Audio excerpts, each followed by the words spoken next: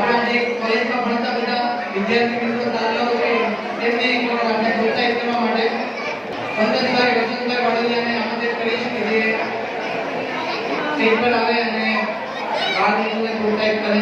એક વખત વંદનભાઈ માટે જોરદાર તાળીઓ થઈ જાય.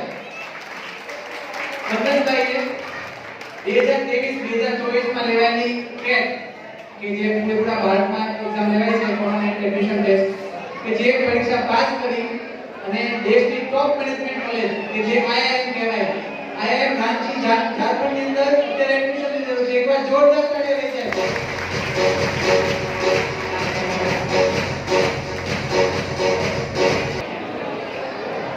હેલો. આપણો ભવ્ય ભારત દેશ, આપણો ભવ્ય ભારત દેશ અને એમાં ચમકતું ગુજરાત, આપણો ભવ્ય ભારત દેશ ને એમાં ચમકતું ગુજરાત, એનું હૃદય કાઠિયાવાડ ને એમાં આપણો સમાજ, આપણો પ્રજાપતિ સમાજ. નમસ્કાર, મારા વંદન વાડલિયાને તમને બધાના જય શ્રી કૃષ્ણ. હવે મને મોકો મળ્યો છે કે વિદ્યાર્થીઓને પ્રોત્સાહન આપવાનું, તો વિદ્યાર્થીઓ સફળ થવું છે. તમારે સફળ થવું છે. તો સફળ થવું હોય ને તો જીવનમાં બે ગુણ હંમેશા યાદ રાખો. બે ગુણ હોય ને તો સફળતા આપોઆપ તમારી પાસે આવે. બરાબર? હવે સફળ થવું છે તમારે તો પહેલો ગુણ આવે પુરુષાર્થ, મહેનત. બરાબર? જીવનમાં પહેલા તમારે લક્ષ્યાંક નક્કી કરવાનો કે શું કરવું છે, શું થવું છે, તમને શેમાં રસ છે. બરાબર?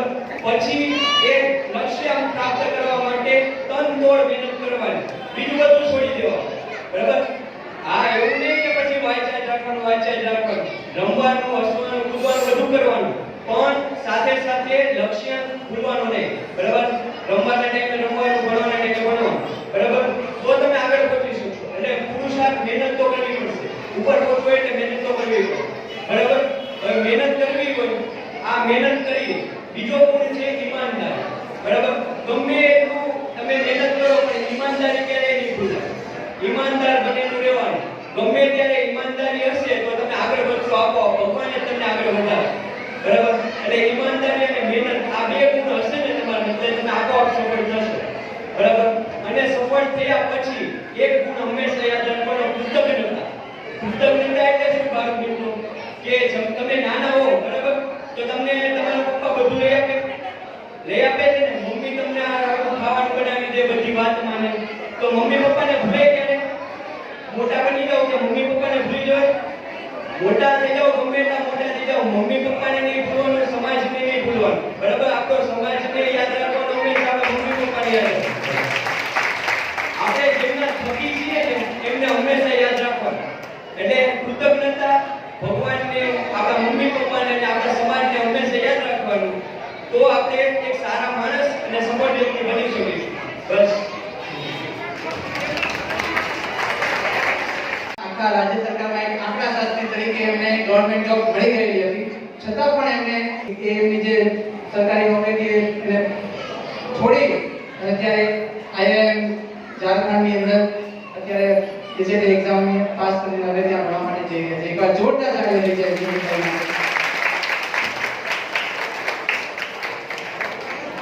હવે કોલેજની અંદર બીબીએ ની અંદર અત્યારે અભ્યાસ કરી રહ્યા છે અજમેરિયા ખુશી વિજયભાઈ કે જે સ્ટેજ પર આવશે. અજમેરિયા ખુશી વિજયભાઈ.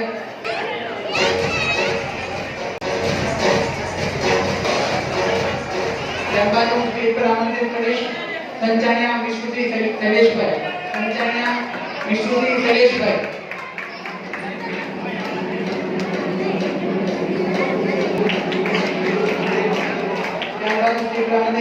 વાડોલિયા પ્રિયલ મુકેશભાઈ. બીકોમ ની અંદર અભ્યાસ કરી રહ્યા છે. વાડોલિયા પ્રિયલ મુકેશભાઈ.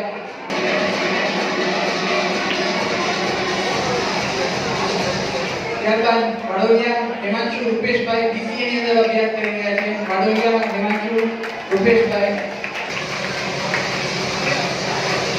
ત્યારબાદ બીકોમ ની અંદર અભ્યાસ કરી રહ્યા છે સંચાણિયા ચાર્મી મુકેશભાઈ. બીકોમ ની અંદર અભ્યાસ કરી રહ્યા છે.